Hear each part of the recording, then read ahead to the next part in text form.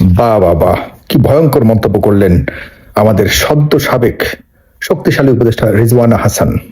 তিনি বলেছেন, একটা সাক্ষাৎকারে তিনি বলেছেন যে জামায়াতে ইসলামীকে মেইন স্ট্রিমে আনতে দেয়নি তারা।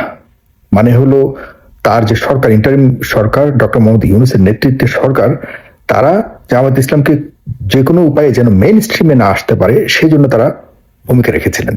দেখুন, বিএনপির ভাইয়েরা খুশি হবেন না, জামাত ইসলামের ভাইয়েরা খুব লাভ দিয়ে উঠবেন না। হ্যাঁ, একটু বুঝি। এখানে জামাত ইসলামীর চেয়েও বিএনপির জন্য তিনি পক্ষে বলতে কি, বিএনপির যেন হোয়াইট লিস্টে তার নামটা থাকে, বিএনপির যেন প্রিয় মানুষদের তালিকায় তার নামটা থাকে, সেটি তিনি করতে গিয়ে বিএনপির বড় ক্ষতি করে ফেলেছেন। একটু শুনুন, আমি আজকে কয়েকটি বিষয় কথা বলবো, শেষ পর্যন্ত শুনবেন। আমি তো কদিন ধরে ইরানের বিষয়ে কথা বলছিলাম, আজকে কেন জানি মনে হলো যে এই কথাগুলি না বললে নাই হবে। কারণ আমাদের দেশীয় রাজনীতিতে দিনকে দিন আস্তে আস্তে যে এই ধরনের ষড়যন্ত্র তত্ত্বগুলি বের হচ্ছে, এগুলি আমাদের সামনের সময়ে একটা অঘটন ঘটাবার পূর্বাভাস আমার কাছে মনে হচ্ছে।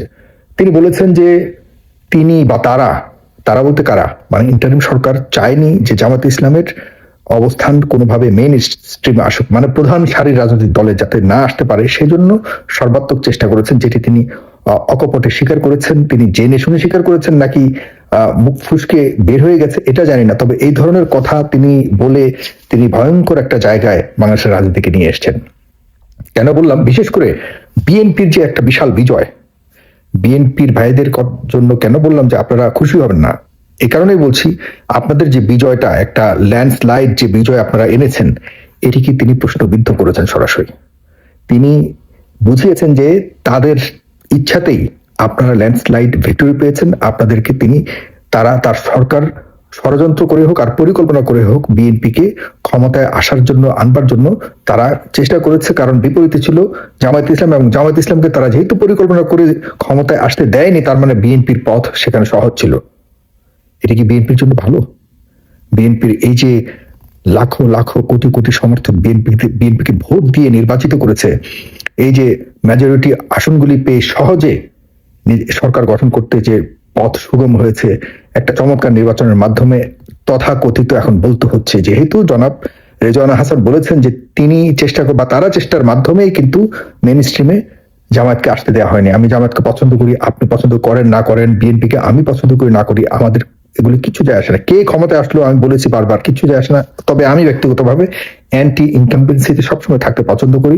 আমার অনেক পরিচিত প্রিয় মুখরা এখন বা দেখা যাচ্ছে মন্ত্রী আছে, আমি তাদেরকে ফোন দিতে আমার ইচ্ছা হয় না। কারণ হলো তাদের সুসময় ছিলাম, এখন আর থাকতে চাই না।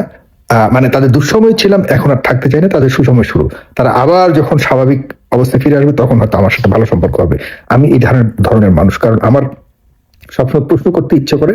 আমি সবসময় যারা নিপীড়িত, যারা বঞ্চিত, তাদের পক্ষে থাকতে আমার পছন্দ হয়। যে কারণে আমি বলছি, বিএনপির দীর্ঘদিন 17 বছর ক্ষমতার বাইরে থেকে যে নির্যাতন নিপীড়ন হয়েছে, আমি স্পষ্টভাবে বলে দিচ্ছি, বাংলাদেশের ইতিহাস কেন, পৃথিবীর অনেক ইতিহাসে বিএনপির, তারেক রহমানের পরিবারের মতো এতটা নিপীড়িত নির্যাতিত পরিবার নাই রাজনৈতিক মহলে। রাজনৈতিক যত পরিবার আছে পৃথিবীতে, এতটা মানে নির্যাতিত, এতটা কষ্ট করে পরিবারকে, ব্রোকেন একটা ফ্যামিলির মধ্যে থাকা অবস্থা, তো প্রায় দীর্ঘদিন নির্বাসিত থাকার পর আবার দেশে এসে এই ধরনের পরিস্থিতির মাধ্যমে, 24-এর মতো একটা পরিস্থিতির মাধ্যমে তারা সরকার গঠন করতে পারার পর এখনই আমরা যে বলবো তাদের সুখের দিন শুরু হয়েছে, ব্যাপারটা তা নয়।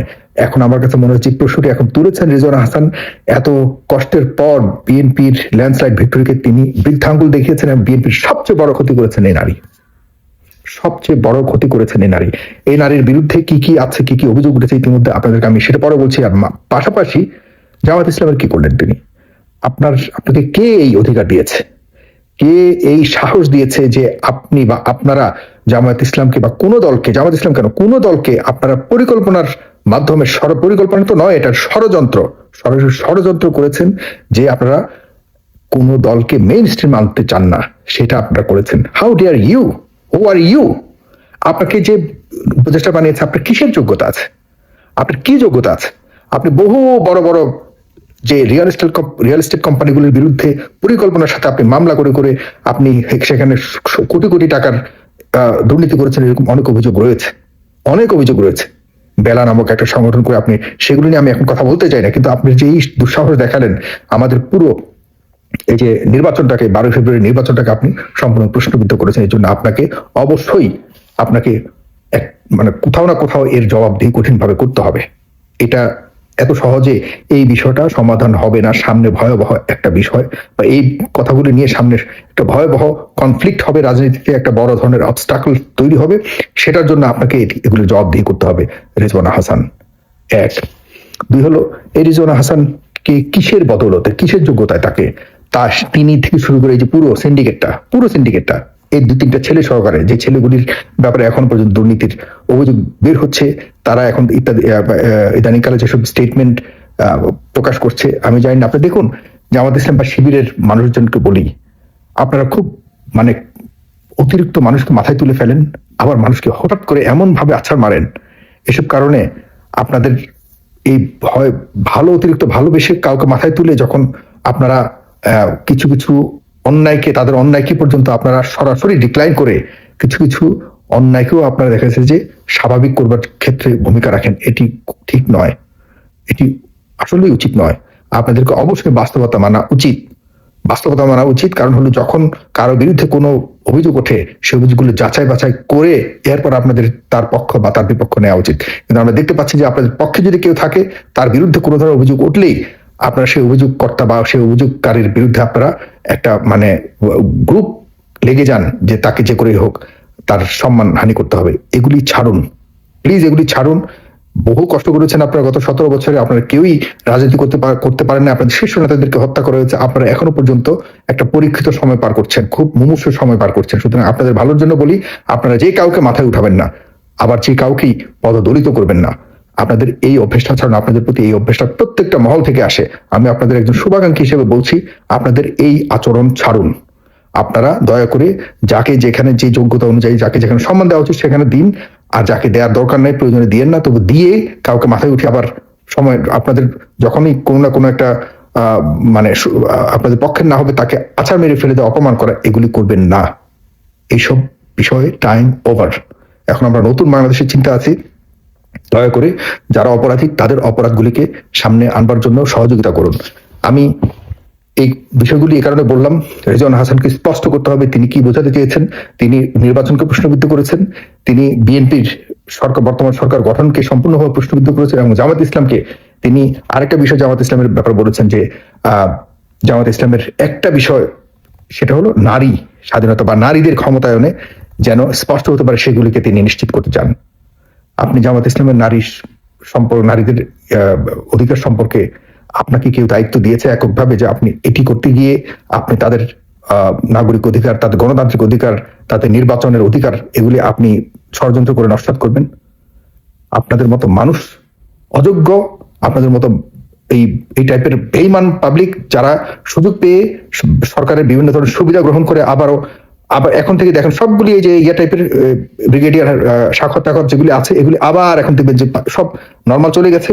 সরকারের সকল রস টস খেয়ে এখন আবার এই মিনমিন করে কথা বলবে, আবার কোন একটা যখন দেশের একটা পরিবর্তনের মতো বা সরকার সুযোগ নেওয়ার মতো আবার একটা অবস্থা তৈরি হবে, আবার এগুলি আবার বের হবে। এবার একটা সিন্ডিকেট, এই টাইপের মানুষগুলিকে আমাদের ইগনোর করা উচিত।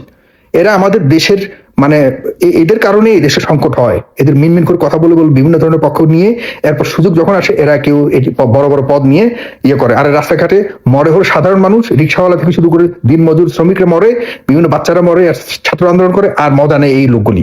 এদেরকে আসলে শিক্ষা দেওয়া উচিত। এদের কারণে আমাদের দেশের গণতন্ত্র এখনো পর্যন্ত প্রশ্নবিদ্ধ। এখন আমরা যদি মোটা কথা বলি, মোটা মাথাওয়ালারা বলবে যে আমরা স্বাভাবিক কথা বলি, তো স্বাভাবিক মানুষের জন্য বলি। স্বাভাবিক মানুষের ভোট এবং স্বাভাবিক মানুষের সহযোগিতা ছাড়া আন্দোলনে যেমন সফল হয়নি, এদেশে সফল হবে না। আর একটা গণতন্ত্র কখনোই নিশ্চিতভাবে শক্তিশালী হয় না। সুতরাং সাধারণ মানুষকে বুঝবার মতো কথা বলুন, সাধারণ মানুষকে যারা বোঝাতে পারবে তাদেরকে ক্ষমতায়ন করুন। জনাব তারেক রহমান বিদেশ থেকে সিন্ডিকেট এনে আর তাদেরকে শক্তিশালী করবেন না প্লিজ। দেশে যারা আপনার জন্য, আপনার দলের জন্য গত 17 বছর যারা দেশে থেকে কষ্ট করেছে, দেশে থেকে বিদেশে থেকে অনেকে কষ্ট করেছে, কিন্তু যারা কষ্ট করেছে, যারা ত্যাগ করেছে, তাদেরকে ক্ষমতা দিন, তাদেরকে আপনার পাশে আশপাশে রাখুন। কপি পেস্ট করবেন না, যেখানে আগে ছিলেন সেখান থেকে এনে এনে যে মানুষগুলি এখন অনেকে আছে, আপনি যাদের কথা আমাদের তাদের অনেকে এখন বিদেশি নাগরিক, এবং অনেকে আছে দেখা যাচ্ছে এই গত 17 বছর কেউ দেখেওনি। আমার কাছে অনেক খবর আছে আসতেছে যে আপনি এমন মানুষদেরকে নারী এবং নারী এমপি করার জন্য পরিকল্পনা করছেন, আপনার যাদেরকে এমপি করেছেন এদেরকে গত 17 বছর কেউ দেখেওনি। প্লিজ এগুলি করা থেকে বিরত থাকুন। আপনার চমৎকার শুরুটা হয়েছে, এটি যাতে কোনোভাবে বিতর্কিত না হয় এই আহ্বান করছি আপনার প্রতি। ধন্যবাদ সবাইকে, ধন্যবাদ। আসসালামু আলাইকুম।